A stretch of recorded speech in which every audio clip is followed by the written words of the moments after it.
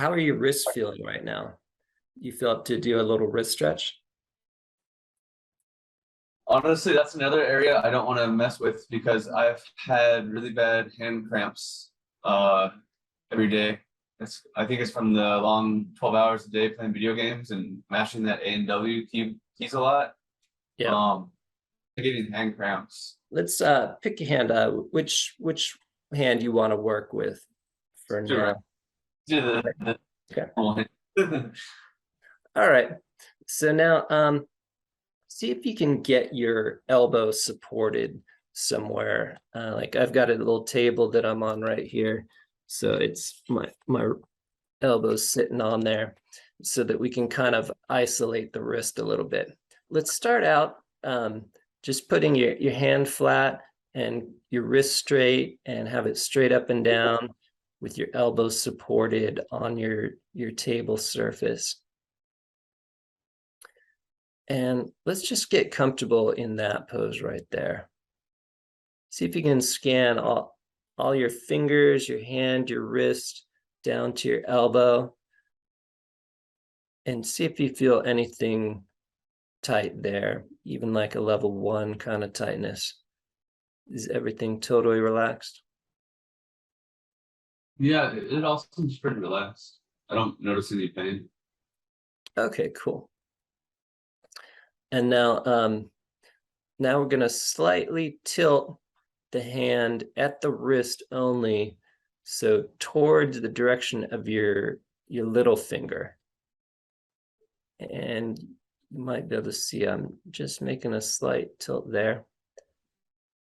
And I want Okay. you to just go, again, a little bit at a time until you feel a little bit of tightness anywhere along your hand, your elbow, your wrist, forearm.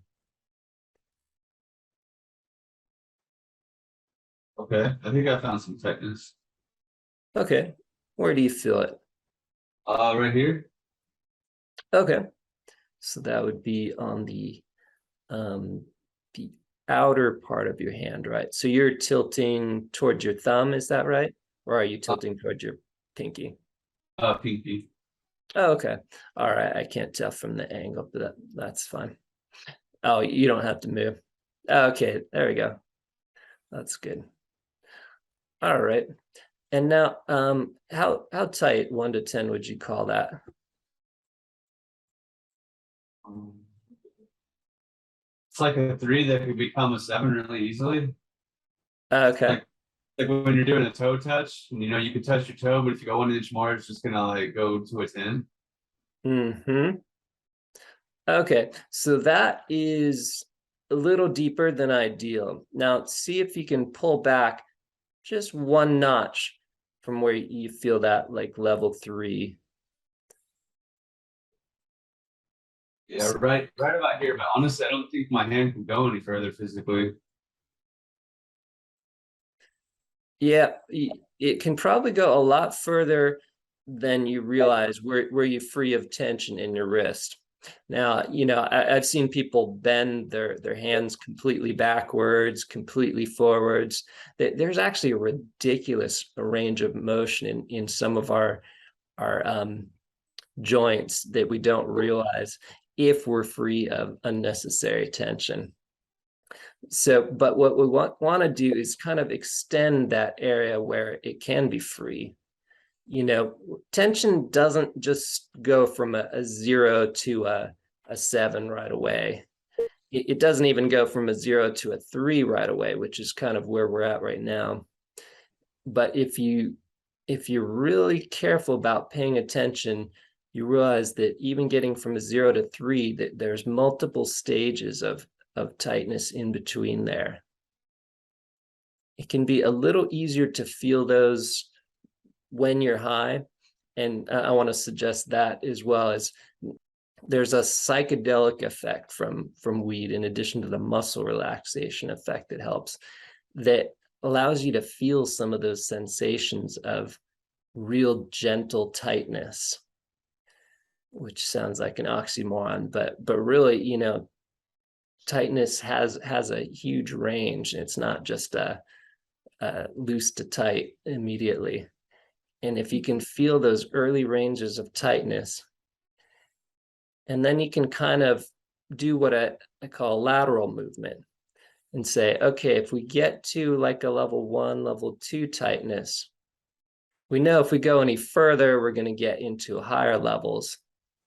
So instead, from there, try just bending forward a little bit.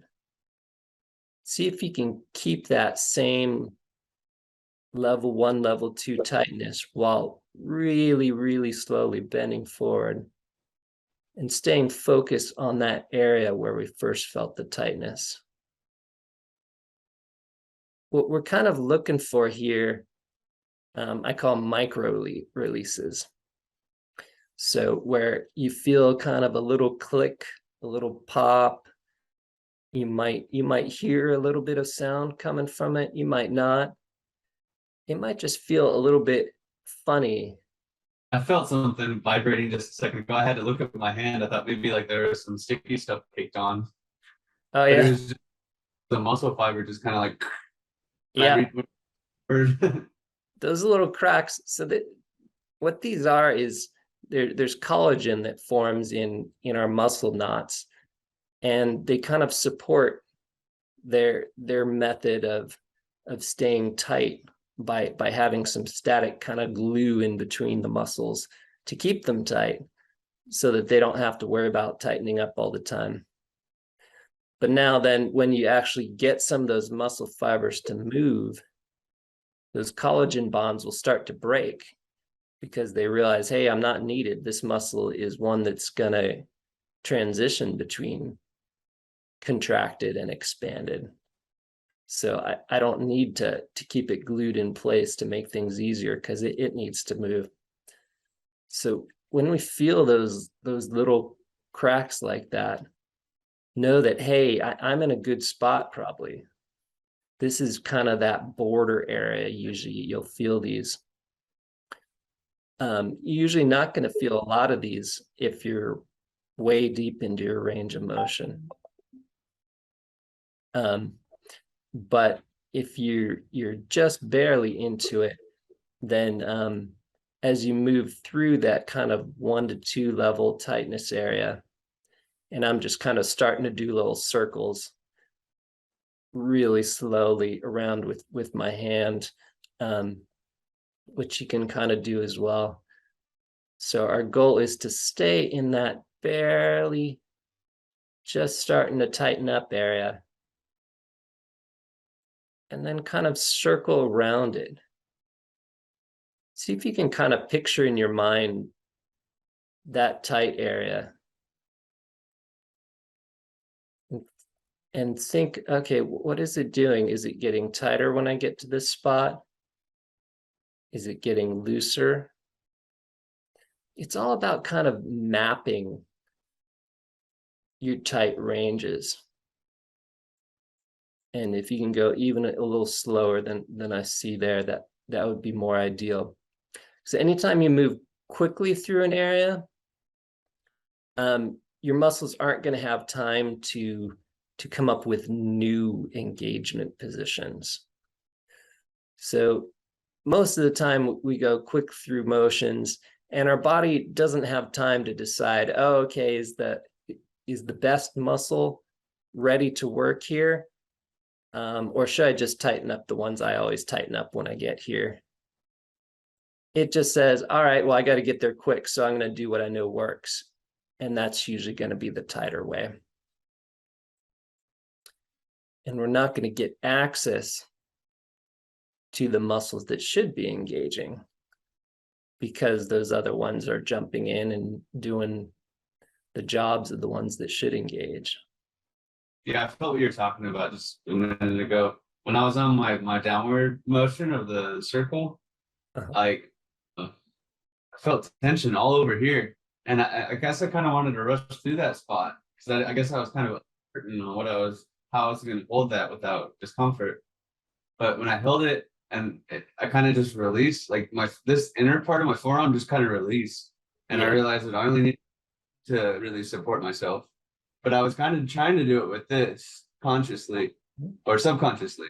But when I just held it, I just realized I could naturally just let that go and let this part of my arm be the one that supports it. But yeah, Yeah. And notice that's that true. and that's when you're getting your brain involved here.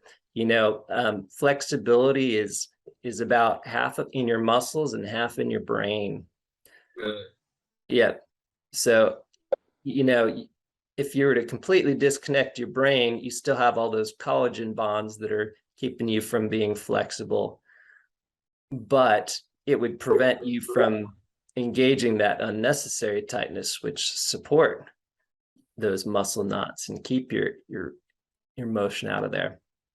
So when you make those realizations, and as I do stretches, I make those realizations like, one every maybe 5 or 10 seconds. It's like, oh, okay, I don't have to hold that one.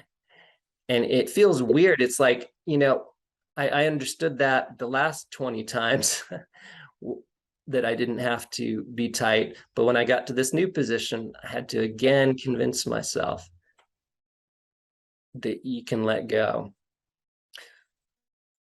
So really, you don't want this to be always a continuous motion. You want to try and get to those points where you feel that, hey, I'm tightening something up. And then just stop there for a few seconds and say, hey, okay, can I still be at this position where my hand's here, but not be tightening that up?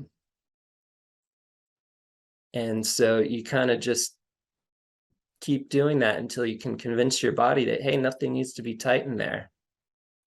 And then as you continue along the path a little bit further, you might get to some new positions that you never could before, at least never could have them be relaxed, because you had that command in your mind that, hey, anytime I get to that one place, it needs to tighten up.